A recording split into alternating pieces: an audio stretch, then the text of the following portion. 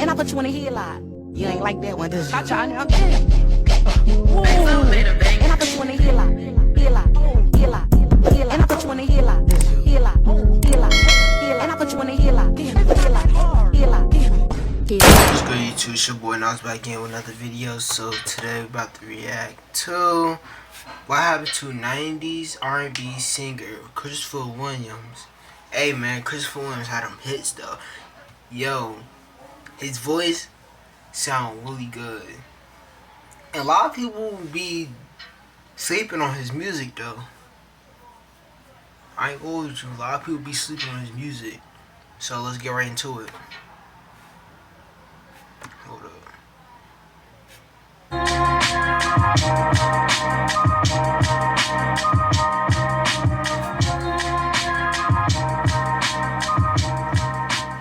In the early 90s, Christopher Williams' vocal talent secured him multiple hits. He wrote songs from the heart and delivered them with a power and passion that couldn't be denied. But he was more than a pretty voice.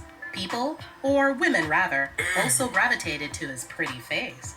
Sadly, just as quickly as his career rose, it crashed and burned as a result of his own poor choices. Damn. Christopher Lawrence Williams, born August 22nd, 1967, spent his early years in the Edenwald projects in the Bronx, New York, along with his brother. His white father was never a part of his life. In fact, he'd never even met the man. His mother wasn't the greatest parent either, since she was wrestling with her own demons, including a drug addiction and being in and out of jail. Christopher would ultimately find some respite with his aunt and uncle when he was placed in their care at the age of 4. They lived in a nicer area of the Bronx, where he would be exposed to a better environment, or so it was assumed. He actually still found himself going down a bad path. By the time he reached his teens, Christopher and his friends had turned to hustling, dealing drugs, and experiencing the consequences of street life. Christopher got the ultimate wake-up call, though, when his best friend was murdered. He never did anything in the streets again after that. By that time, he had another goal in mind, inspired in part by one very musical aunt by the name of Ella Fitzgerald. Christopher honed his own musical gifts at Harlem's High School of Musical Art. After graduating, he enrolled in Purchase College, now known as State University of New York, but dropped out after his girlfriend became pregnant with his first child, Christopher Jr. Even at the tender age of 18, Christopher knew he had to man up and do what he had to do to support his family. Enter Michael Rosenblatt, an A&R guy whose father was an executive at Geffen Records. While Michael did show interest, especially after Christopher described his voice to be akin to Teddy Pendergrass, Michael needed proof. So he gave Christopher his card and told him to put a demo together ASAP. Christopher got it done, and it ultimately landed him a deal with Geffen. Since the label was based in Los Angeles, Christopher packed up and headed to the West Coast. As soon as he got there, he went on the hunt for a manager. Well, one in particular. Cassandra Mills was leaving a meeting one day when Christopher popped up on her, introduced himself, told her he had a record deal and that he wanted her to be his manager. After making him sing on the spot, she agreed to the partnership. His debut single, Talk to Myself, off his 1989 debut album, Adventures in Paradise, became an instant R&B hit, making it to number 4. It's worth mentioning, though, that the positive reception the new Jack Swing record received can also be attributed to it sounding very similar to Bobby Brown's #1 hit, My Prerogative, which dropped the year before. Christopher's star continued to rise with the release of his next single, a powerhouse ballad he co-wrote called Promises, Promises. It became his second top 10 R&B hit, climbing to number 7.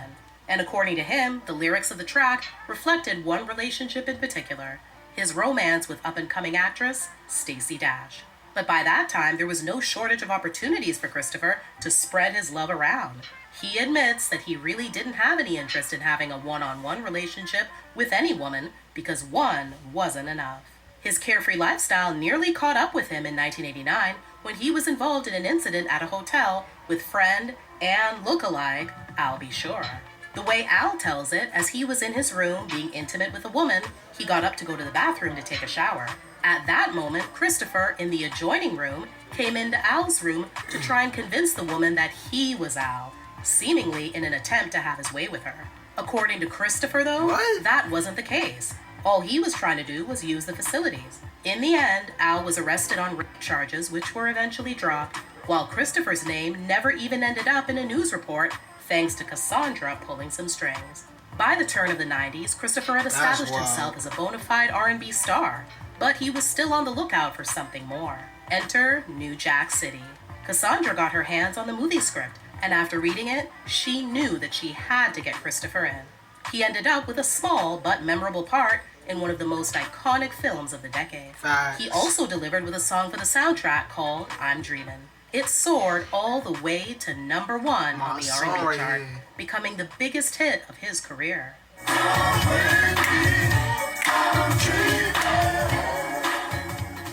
But as well as things were going for Christopher professionally, the same couldn't be said for his personal life. His relationship with Stacy had turned ugly and needed to end. But before that happened, she'd give birth to Christopher's second son, Austin. Christopher didn't take much time to be alone, though, before he found himself in another high-profile relationship. This time with actress Halle Berry. Around this time, he lost his deal with Geffen when the company was sold to MCA. But coming off a number 1 hit, he was in the driver's seat. A bidding war ensued with Uptown Records coming out the winner. Now it was back to the studio. In 1992, his second album, titled Changes, dropped. The lead single, All I See, was co-written by Christopher and spoke to the turmoil he was going through with Stacy over custody of their son. The song made it into the top 20 on the R&B chart. The second single, Every Little Thing You Do, would do even better, capturing the number 7 spot on the R&B chart, becoming his 4th top 10 hit.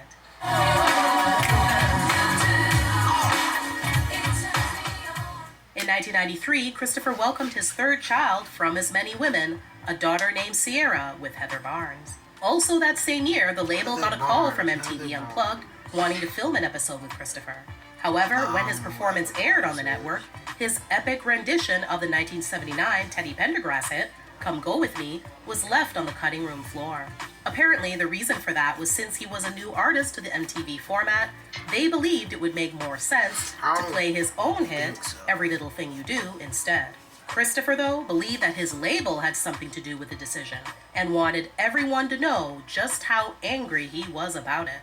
So he made his way over to Uptown's office and, well... Most record labels have a glass and a buzz where you can't even get past a certain thing. I took the couch at the elevator and dismissed the glass. So it's like, you don't have to buzz me in. I'm in.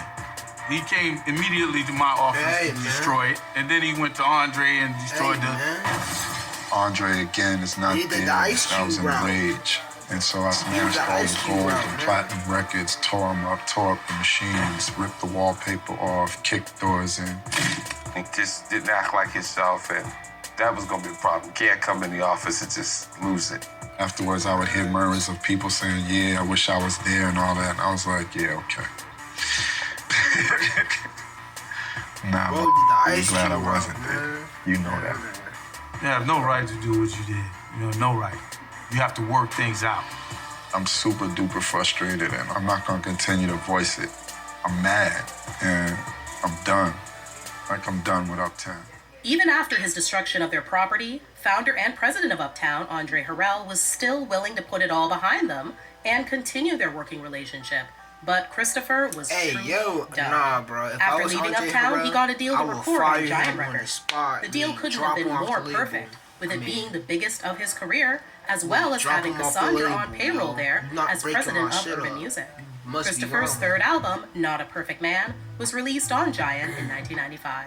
When it failed to produce any hit singles, his contract with the label wasn't renewed. His losing streak continued when also around this time and several years after his relationship with Halle had ended, she revealed in an interview that an abusive ex-boyfriend had beaten her so badly that her left eardrum was punctured, causing her to lose 80% of her hearing in that ear. Many people assumed that Christopher was the unnamed ex-boyfriend. To defend himself, he publicly called out Wesley Snipes as her likely assailant. Little did Christopher realize his violent outburst at Uptown would essentially serve as the catalyst to him getting blackballed by the industry. By the late 90s, he retreated to Virginia, where his adoptive parents lived. The environment would also be the place where he rediscovered his Christian faith. Over the coming years, he also dove into his passion for acting, doing minor roles and cameos on the big and small screen, as well as starring or co-starring in several successful off-Broadway theater productions. After a 6-year hiatus from recording music, he returned to the scene with Real Man Do in 2001. In 2014, he collaborated with 4 other vocal artists, Wes Morgan, Melvin Williams, Sean McLemore, and Doug Williams, to form the supergroup 5 Men, and released a gospel album titled Champions. In 2017, Christopher had quite an odd and embarrassing experience at a department store. A source told TMZ that on September 30th, he walked into a Kohl's in McDonough, Georgia, with a tote bag and wearing a baseball cap. He then went to the back of the store and grabbed a pair of JBL headphones, priced at $99.99. Apparently, he threw the headphones into his bag and tried walking out. When security stopped him, Christopher said he simply forgot he bagged them. Then the cops were called. He was arrested and booked for petty theft, a misdemeanor. A couple of hours later, he was released. In November 2021, the Griot reported that Christopher's representative had debunked the rumor that he was in a coma. Concern for Christopher's well-being was sparked after Al B. Shore made an Instagram post saying that he received a call that his friend was ill and in the hospital. 1 year later, Christopher went public and admitted that he had, in fact, been struggling with major health issues related to kidney failure and was in a coma. He openly talked about his illness, causing him to drastically lose weight, have difficulty picking up a fork to feed himself, as well as being told by doctors that he may never walk again. In the summer of 2024, rapper and former Ghetto Boys member Willie D posted an in-depth interview he did with Christopher on his YouTube channel. They talked about everything, including his past health issues, Halle Berry, Jaguar Wright, and Diddy.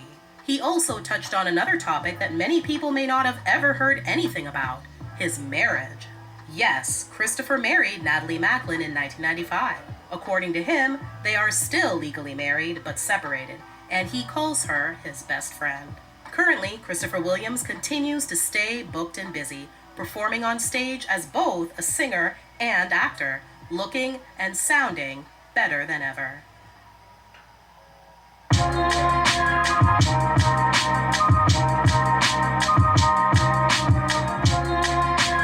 Hey man, that was a good ass video. Hey man, he should have dropped more bangers, bro. Or start his record label. He was really like a hit, like really a walking hit though, because he was in movies. I think he was in one TV show. I remember he was in but still, Christopher Williams that GOAT. People be sleeping on him, but he's the GOAT, you know. If you like this video, leave a like, comment, subscribe. I'll see you in my next video. You know what to do.